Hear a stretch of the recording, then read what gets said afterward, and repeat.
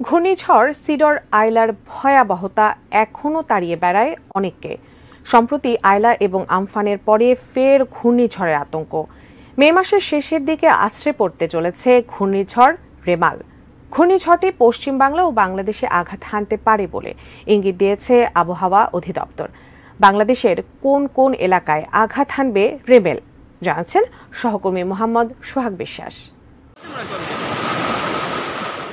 বঙ্গোপসাগর তো বটেই, আরব সাগরেও একটি নিম্নচাপ তৈরির সম্ভাবনা রয়েছে। আগামী ২২ মে নাগাদ আরব সাগর এবং ২৩ মে নাগাদ বঙ্গোপসাগরে নিম্নচাপ তৈরি হতে পারে। কারণ নিম্নচাপের শক্তি বৃদ্ধির জন্য যে শর্তগুলো রয়েছে তার মধ্যে বেশ অনেক শর্তই অনুকূলে রয়েছে বলে জানিয়েছে আবহাওয়াবিদরা।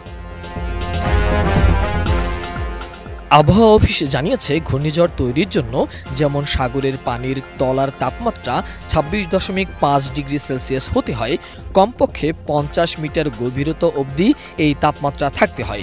বর্তমানে বঙ্গোপসাগরে একেবারে এই ধরনের তাপমাত্রাই বিরাজ করছে।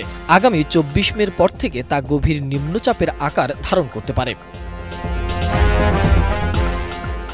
দিল্লির আবহাওয়া অফিস জানিয়েছে, বঙ্গোপসাগরে ঘূর্ণিঝড় সৃষ্টির কার্যক্রম তৈরি হতে পারে আগামী সপ্তাহেই, যা আরও শক্তিশালী হয়ে উঠতে পারে।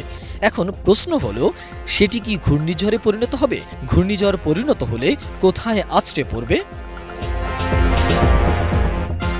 আগামী ২৩ মে দক্ষিণ পূর্ব বঙ্গোপসাগর ও সংলগ্ন আন্দামান সাগরে একটি নিম্নচাপ তৈরি হতে পারে, যা ২৪ মের পরে দক্ষিণ পূর্ব বঙ্গোপসাগর ও সংলগ্ন উত্তর আন্দামান সাগরে গভীর নিম্নচাপে পরিণত হওয়ার সম্ভাবনা রয়েছে।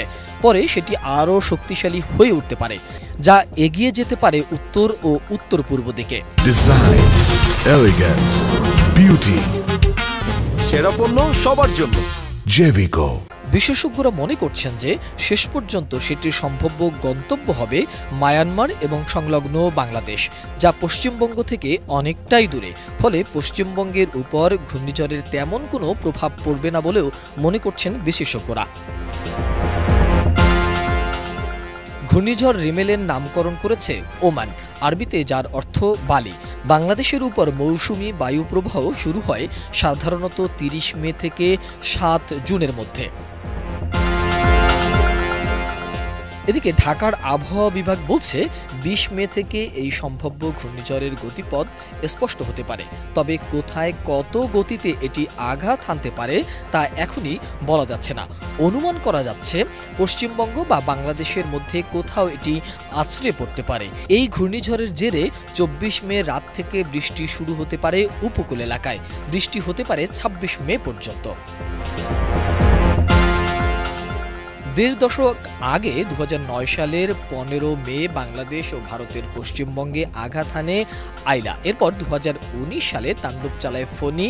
এছাড়া ২০২০ সালের ১৩ মে আছড়ে পড়ে ঘূর্ণিঝড় আমফান। আর ২০২১ সালের ২৬ মে ইয়াস আঘাত হানে। মোহাম্মদ সোহাগ বিশ্বাস, এটিএন নিউজ, ঢাকা।